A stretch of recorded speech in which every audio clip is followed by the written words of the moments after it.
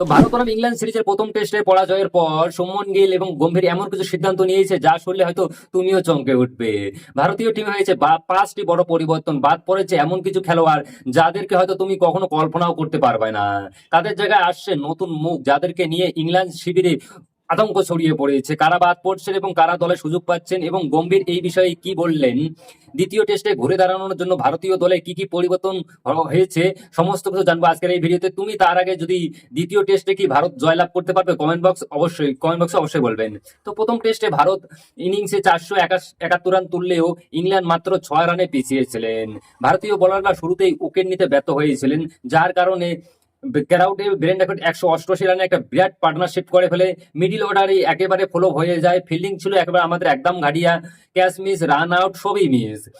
আর বলাররা ভাই কোনো কৌশল ছাড়াই বল করে যাচ্ছে। এই নিয়ে হেড কোচ গৌতম গম্ভীর তিনি খুবই গুরুত্ব রয়েছেন। তিনি বলেছেন এটার কোনো অজুহাত নেই, তারা একেবারে বাজে পারফরমেন্স করেছে। দলের মানসিকতা এবং কৌশলে অনেক পরিবর্তন আনতে হবে।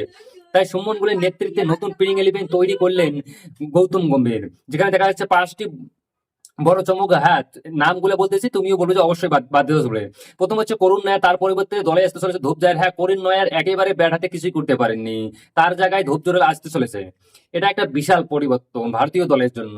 2 নম্বর হচ্ছে যে সাই সুদর্শন, তিনিও তার ডেবিউ ম্যাচে মানে কিছুই করতে পারেনি, তাই দ্বিতীয় ম্যাচে তাকেও বাদ দেওয়ানো হবে। তার জায়গায় দলে আনবে অভিমন্যু ঈশ্বরকে। তিনি ঘরোয়া ক্রিকেটে অবশ্যই ভালো পারফরমেন্স দেখাচ্ছে এবং তাই তাকে প্রমাণ করার জন্য ভারতীয় দল আবারও সুযোগ দিতে চলেছে।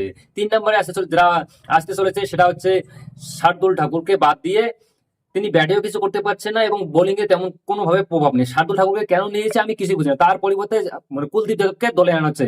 তার গুগলির কারণে ভাই ইংল্যান্ডের ব্যাটসম্যান অবশ্যই সমস্যায় পড়বে। যার সাথে তার জুটিও কিন্তু খুব ভালো বনে আমরা অনেক জায়গায় দেখেছি। 4 নম্বরে যে পরিবর্তনটা আমরা দেখতে পাচ্ছি সেটা হচ্ছে প্রসিদ্ধ কৃষ্ণাকে বাদ দিয়ে এবং তার জায়গায় দলে এসেছে নীতিশ কুমার রেড্ডি।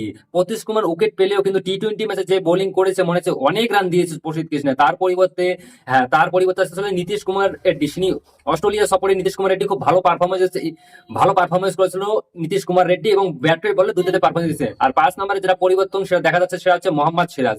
আর মোহাম্মদ সিরাজকেও বাদ দিয়েছে। দলে আসতে চলেছে অর্শদীপ সিং। সিরাজ একদমই সামনে নেই, বোলিং এ তার ধার একেবারে টোটালটাই কমে গেছে। তার পরিবর্তে দলে আনতে চলেছে অর্শদীপ সিংকে। তিনি ওয়ানডে এবং টি-20তে দুর্দান্ত পারফরমেন্স করেছে অর্শদীপ সিং। তবে এটাই হবে যে অর্শদীপ সিং এর প্রথম ক্যারিয়ারে টেস্ট ম্যাচ। চলো দেখা যাক কি হয় নেক্সট ম্যাচে। তো আজকের জন্য বাই বাই।